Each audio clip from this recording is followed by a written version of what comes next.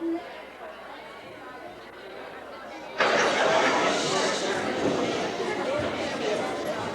everybody doing out there today?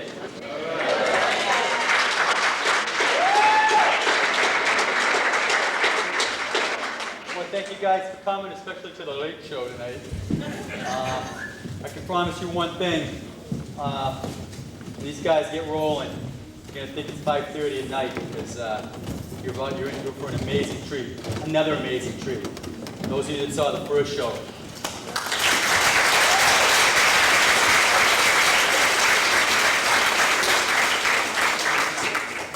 I will keep this brief because of the time and because I've been here all night. First of all, I just want to say that we look at the pieces that you're seeing tonight not just as pieces that are championships or that have won awards, but we look at them as pieces of art. These are pieces of art. They start from nowhere and they build. Children build these pieces.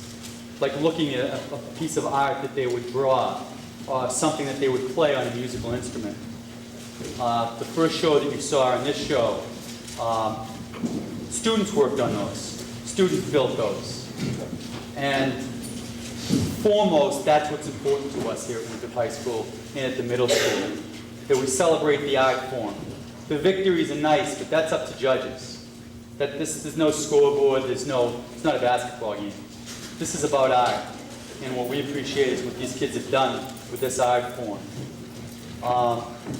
Secondly, and this is from my heart and my soul, I appreciate so much that you people came out here tonight. My family and I have gone through a lot, but we've gone through nothing because of friendships and a community that was willing to give so much. In the drive that you did yesterday, in coming out to see our show, we've had about 600 people here tonight, and it's the food of love. If anything's going to get us through this, that's what will do it. It's you, it's your friendship, it's the love, it's the warmth, it's the most beautiful and wonderful community in the United States of America. So I thank you for that.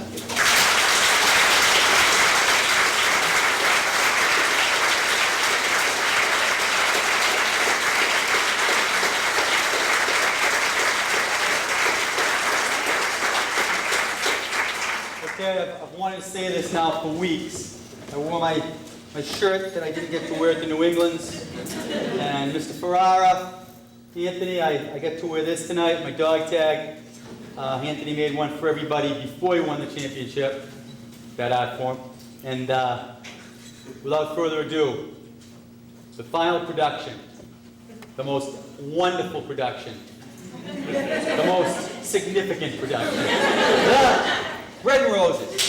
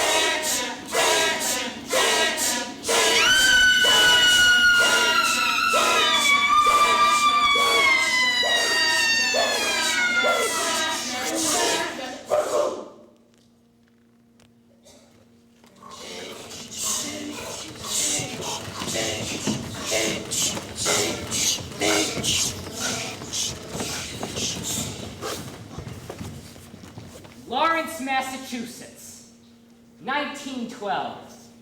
A lively industrial city on the bank of the Merrimack River. Life in Lawrence was simple revolving around the vast textile industry. Lawrence was home to the world's largest worsted wool mills, with a workforce from various nations. How did 28 different nationalities come to work in the Lawrence mills? Propaganda.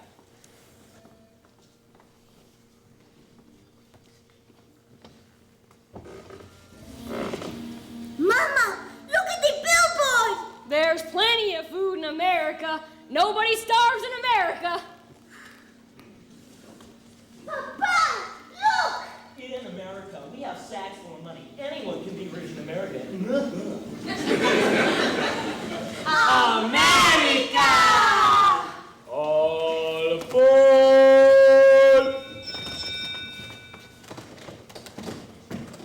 Papa, What, Bimba? in America, I'm going to be king of the world!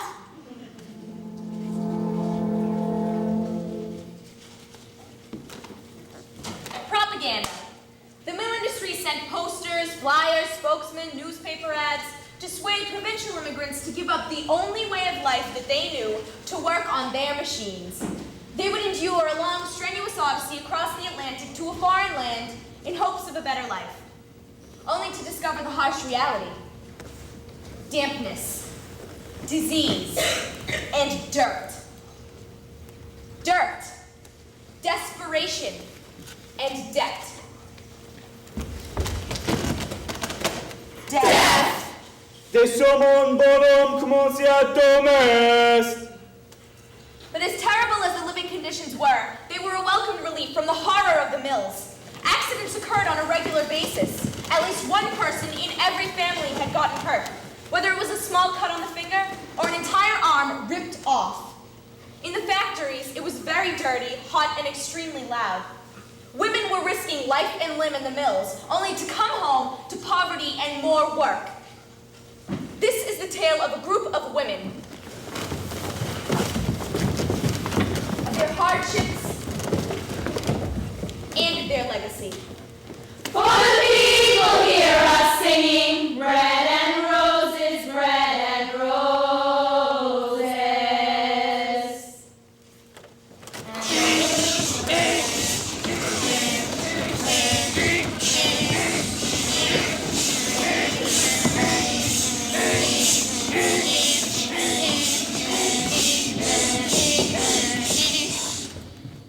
Excuse me, Mr. Johnson. No, we should go Antonio, we need to talk to him right now.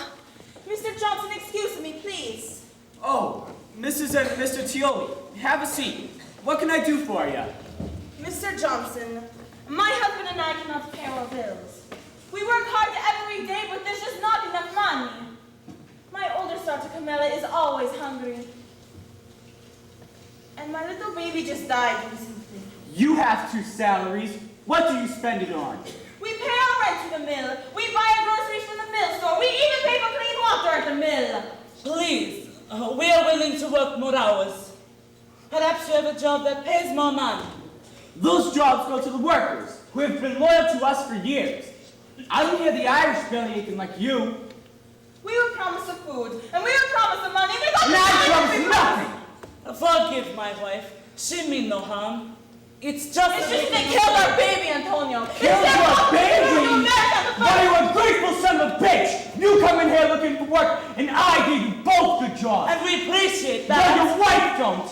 Maybe she ought to stay home and let you do the talking. Disgraziato! Hey! What did you say? Oh, you do that! Go. Go, please.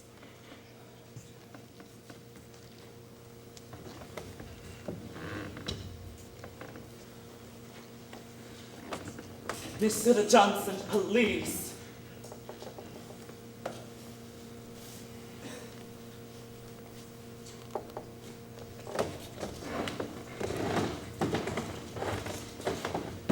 Look, Tioli, I like you, but you better keep that wife of yours on a tight leash.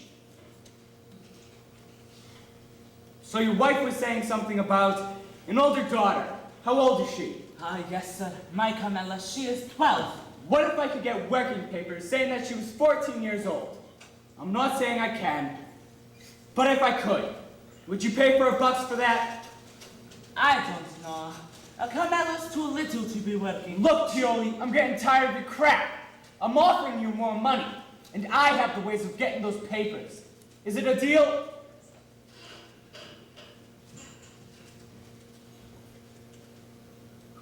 I knew you were a reasonable guy. Come in on Friday with the cash. We'll do business. Tioli, sorry about the loss of the kid. Thank you.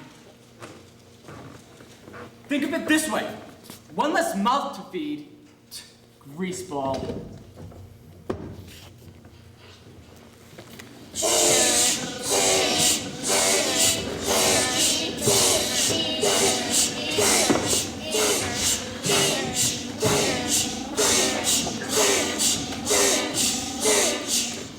Sit. What seems to be the problem, Mr. Wood? New bill. The bill says that women and children can only work 54 hours. Yes. Sir, they used to work 56. It's just a couple That's hours off. 60% of my workforce. I never thought about it like that, sir. We need to cut staff. Sure, boss, that's it. Just cut the women and children and replace them with men. The men already make large salaries. Well, if the women and children are working 2 hours less, they lose 2 hours pay. Profit comes from their production. Then I don't see any other way that we can solve this We problem. cut from the top. Oh, wait a minute! I put 15 years into this company.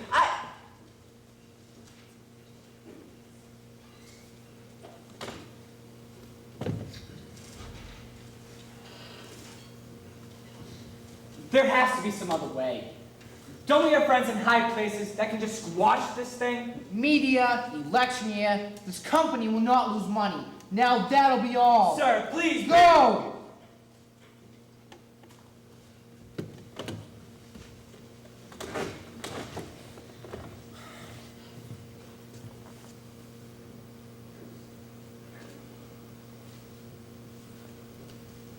Sir, I think I have a way of solving this, Problem? yeah.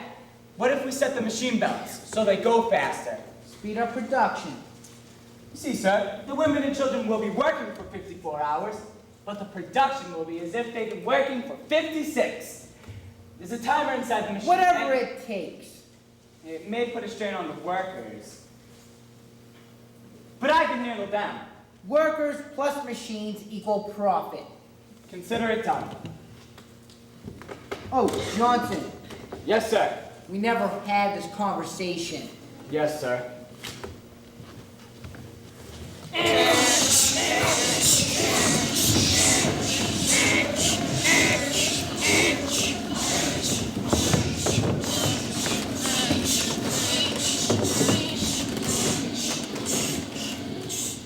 Because of the shortened hours, an impending pay cut loomed in the minds of all the workers. Although preparations for a strike were well underway, not everybody was convinced of its cause. My little girl, Isabella, she still has that horrible cough in her throat, and it's just not moving. Hey, ladies, can you believe it? They're the nerve of catching our working hours. Aye, and you know what that means? I heard that they were going to cut the pay as well.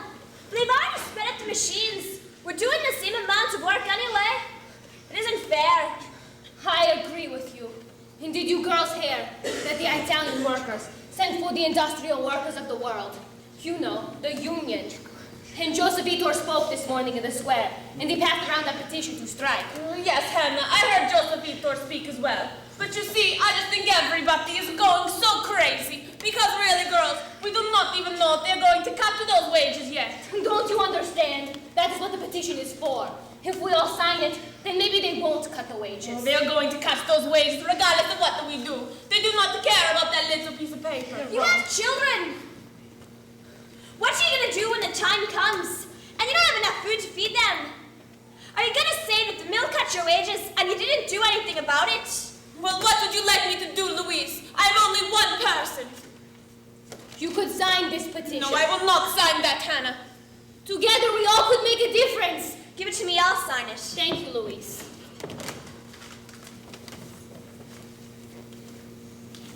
Ellen, will you sign it? Oh no, she doesn't want anything to do with that either. She can speak for herself. No, do not sign that. Sure. I'll sign it. And I'll see if I can get the other girls to sign too. Thank you. You're doing the right thing. How many people have signed the petition? 12. I only got it this morning, so about 25. But if she takes it to the girls behind us, that's another 25.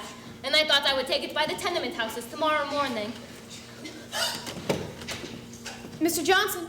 Ah, Ellen, how are you? Mr. Johnson, I'm not here for that. It's been a long time since you called me Mr. Johnson. It's been a long time since you've offered me a promotion. What do you have? One of the workers was passing this around. What do we have here? It's a petition to strike. A petition? From who? From the industrial workers of the world. See. You said a worker was passing this around. Which one? Worker 1218. But she said she got it from Joseph Etor. Ah, yes. Well, you'll be very well rewarded for this. And I will see you tonight. Are you okay? Yes, I just can't handle both machines at once. She will be back in a second. Ellen, come here. Where is the petition? I left it with the girls. They're gonna give it to you on break. That's great. 1218! I'll be right back.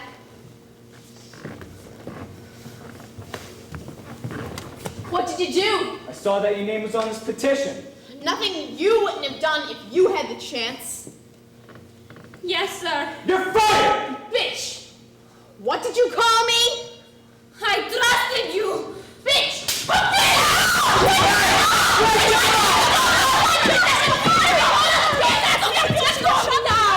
Whoever else has their name on this petition better get it off before I'm back. And don't think any other mill's gonna hire you either! You shouldn't have done that. No, Ellen, if you didn't want to sign the petition, that's the one thing, but why would you go and tell on her? Others must have a real good reason to sign that petition. Take her, for instance.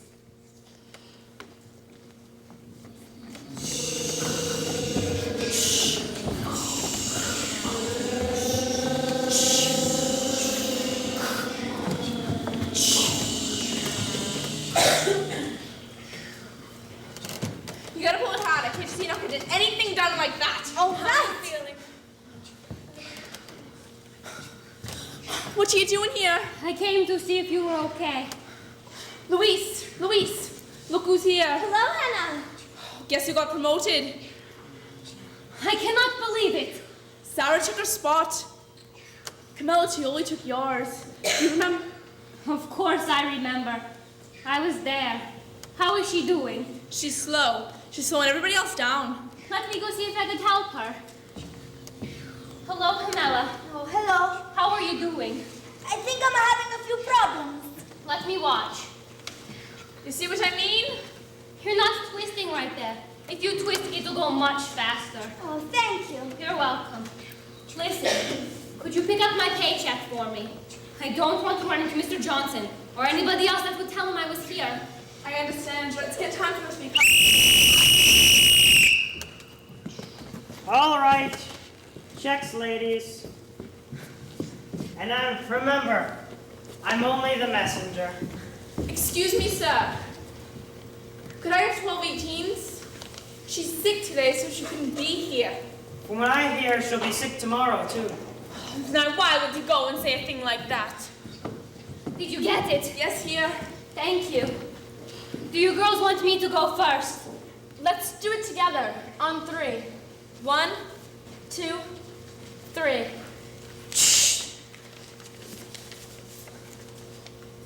Pay cut! 32 cents! That's 3 loaves of bread! I don't think you How am I supposed to be seen like that? We have to be Short pay strike! Short pay strike! Short pay strike! Short pay strike! Short pay strike! Short pay strike!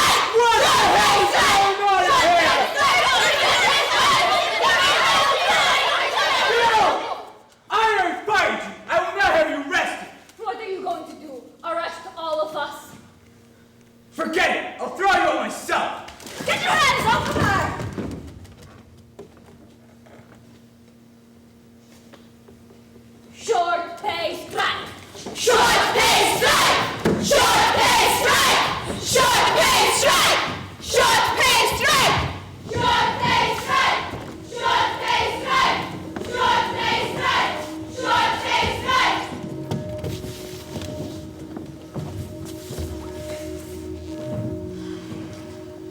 Chief Sullivan. Yeah, Johnson, at the wood mill. The workers have gone on strike. They've marched out. They're heading towards the other mills to convince the other workers to strike. If they strike, we're gonna have chaos in Lawrence. Do anything to stop them. Hose them? Yeah, hose them off that goddamn bridge. We'll break the strike, or we're gonna break the strikers' heads.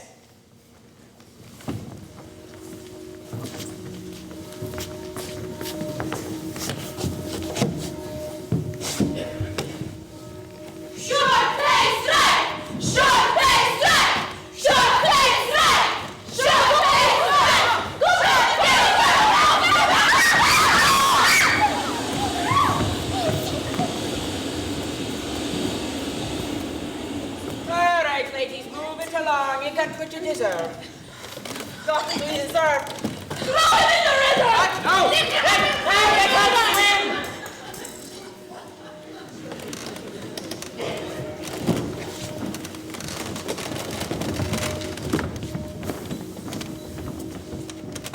This was the day of first. The militia, the Chaos Lawrence. This was the day of first. The Chaos Lawrence intensified to a point where Governor Frost had to call on the state militia. This was the first time in state history that the militia was utilized in a labor dispute. It was also the first time that that the City Hall bells were used as riot alarms. To prevent the women from being arrested for loitering, the idea of a moving picket line was put into action for the first time. These picket lines ran daily from sunup until sundown. Signs, banners, and flyers paraded throughout the streets.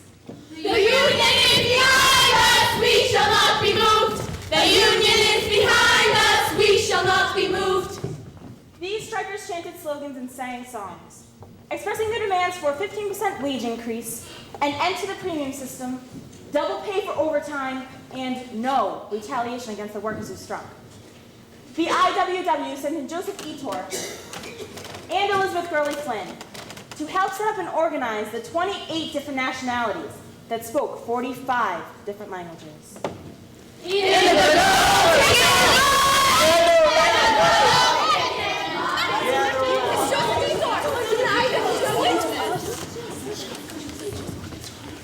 Gentle listeners, I am aware that many of you think that this injustice will all just blow over, but it won't. In fact, this is only the beginning. This is a calm before the storm. I also understand that a lot of you think that you already have all the answers, but you don't. If success is the door we are reaching for, then unity is the key, the only key.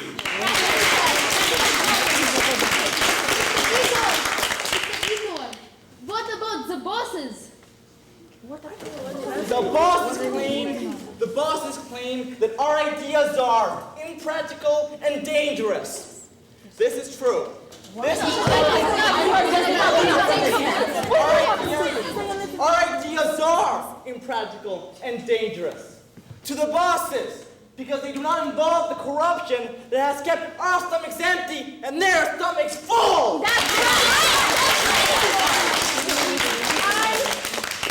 I don't want to fight in the army.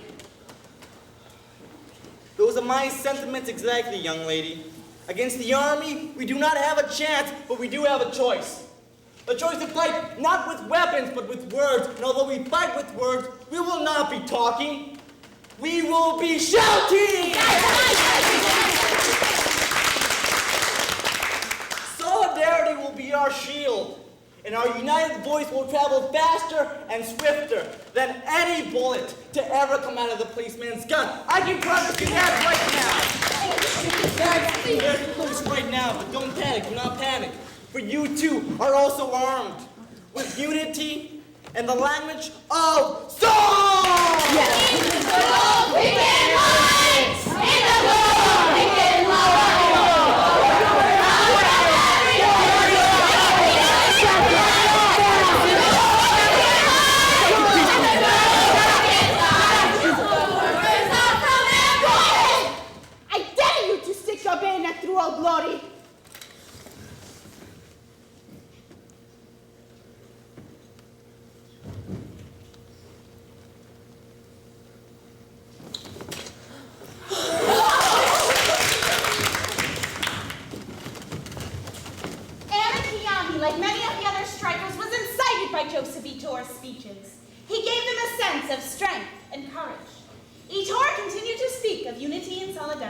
to anyone who would listen.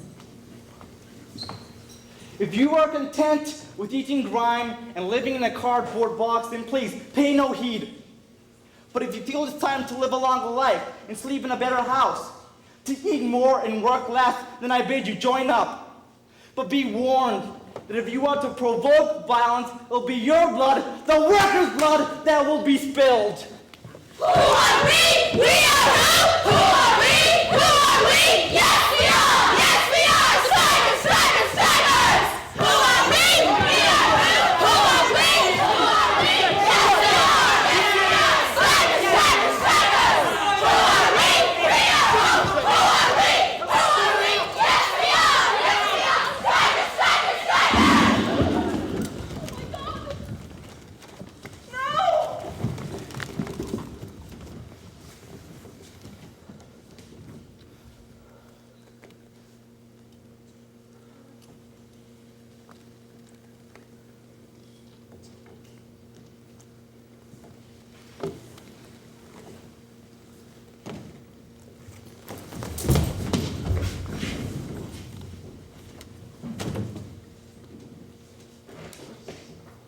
Joe Etor's words became a prophecy. The officials blamed Etor for the death of Anna Lopizzo, even though he was 2 miles away at the time. Etor was jailed for 9 months. As we go marching, marching, unnumbered women dead. A first group of strikers' children arrived in New York safely, after they were sent away to live with other families until the strike ended. About a week later, news was flashed that another group was being sent to Philadelphia. Colonel Sweetser, head of the militia, heard this news and publicly announced that he would allow no mass meetings, no parades, and most importantly, no shipping off of little children.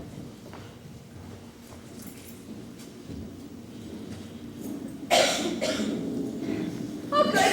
The train's here early. Now, Katie, Maggie, be brave. You'll come back to Lawrence when we win the strike. Miss Flint, we're worried about our mother. Is she going to die? Aye, your mother is sick. She has pneumonia, but we're going to take good care of her. We're going to nurse her back to health. But what if there's no one waiting for us? Well, we found your wonderful family, Katie. I promise they'll be there. And they'll keep you well fed and you'll go to school. But what if they don't like us? They'll treat you like you're part of their family, and if they don't, they'll answer to me. Right? Thank you, Miss Flynn. You're welcome, Maggie. Thanks. You're welcome, Katie. Now get on the train. Come on, Sophia. What's the matter? Oh, Philadelphia is so far away. I don't want you to forget me. Forget you? Sophia, how could I ever forget you? You're my only daughter. And I love you more than this whole world. You know that. Mama, please, don't make me go. No, Sophia, you must get on that train. There are people waiting for you, okay? Okay. Don't worry. Don't worry, okay? Rosa and Angela, cover my girls. We don't want to be late. I will miss you. Have a good trip. Please, baby, do not cry. Come on. What are you doing? Are you crazy? She's a child. Take your children home now! Excuse me, sir, but my children have people waiting for them from Philadelphia. Well, we have orders that there will be no shipping off any little children. Well, I am the parent, and I have consent for them to get on this train. No children to board this train. I am Elizabeth Gurley Flynn, and this mother has a right to send her children on that train to Philadelphia. What are you doing? Leave it alone! It's on You bastard! Oh my God, she's pregnant! She's with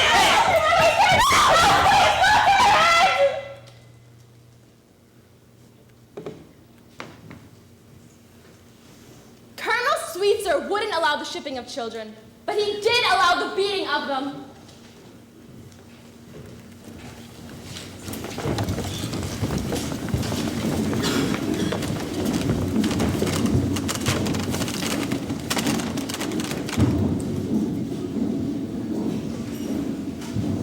Extra, extra, read all about it. Lawrence mill owners refuse to make strikers!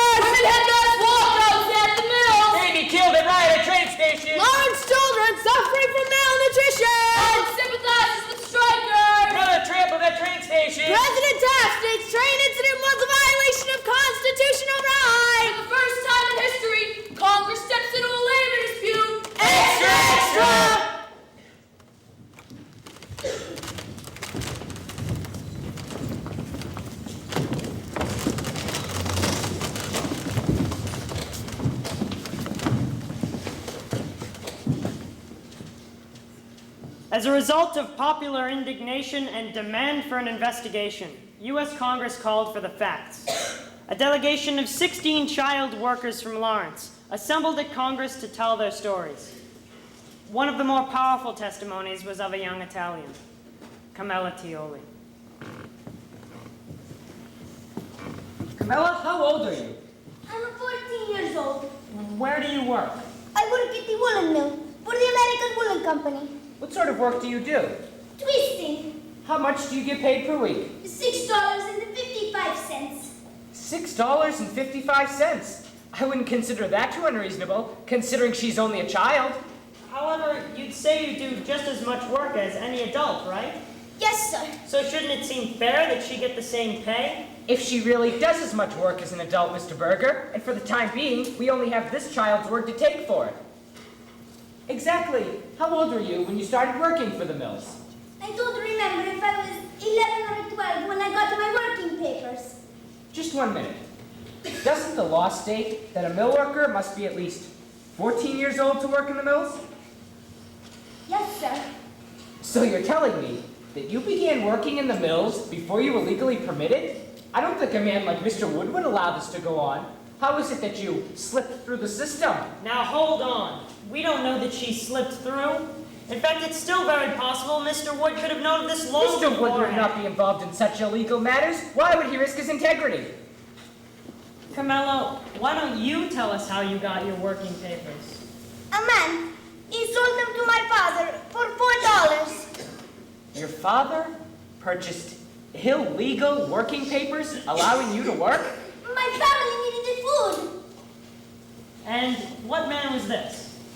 I don't know who he was, but my father told me he works for Mr. Wood.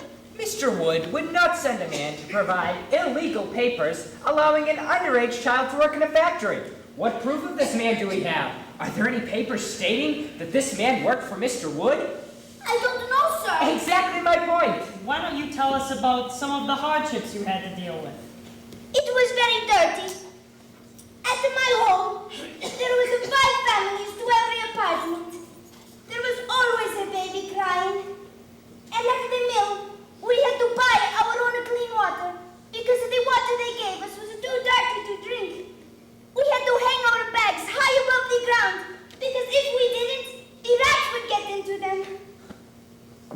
1 rat? 2 rats? Come on, Mr. Berger, she works in a goddamn factory. Of course there's going to be a few mice here and there. What factory doesn't have mice? Does this child even know what a real rat looks like? This is a ridiculous waste of my time and of a congressional hearing. All over a few mice. Mr. Campbell, I'll ask you to watch your language in this court and in front of a little girl. Now, did anyone ever get hurt at the mills? Yes, sir. Especially after they started speeding up the machines. Camilla, did you ever get hurt at the mill? Yes, sir.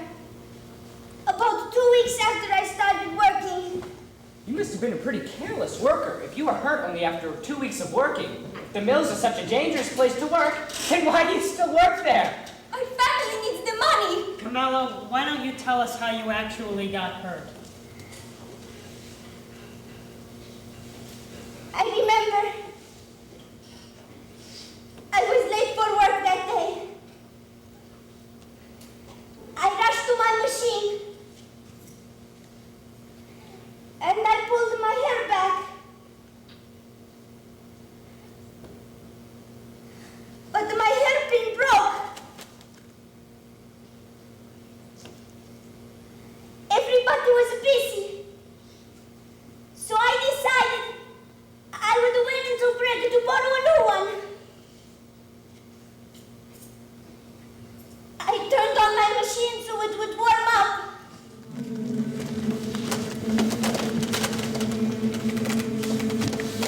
When I reached in to get the material, I felt it tugging at my head. Something was pulling my hair out. I tried to turn my head, but I couldn't. I tried to free myself,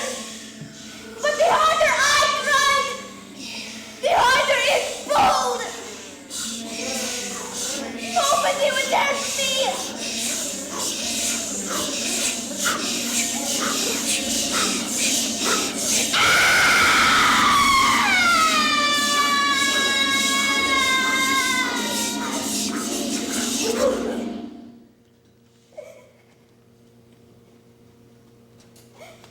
There was blood everywhere.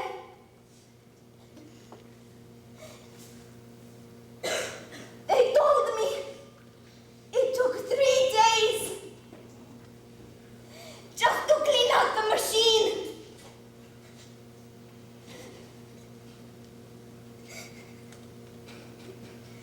Mr. Campbell, the machine ripped my scalp off. I spent 7 months in a hospital.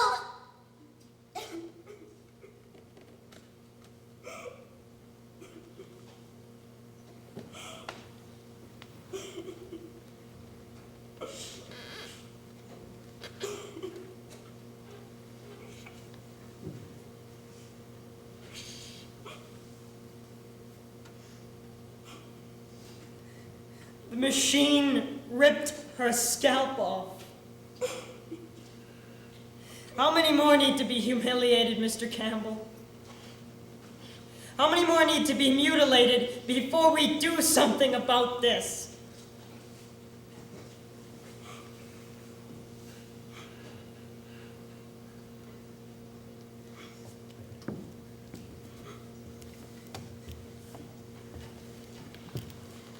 The strike began January 12, 1912.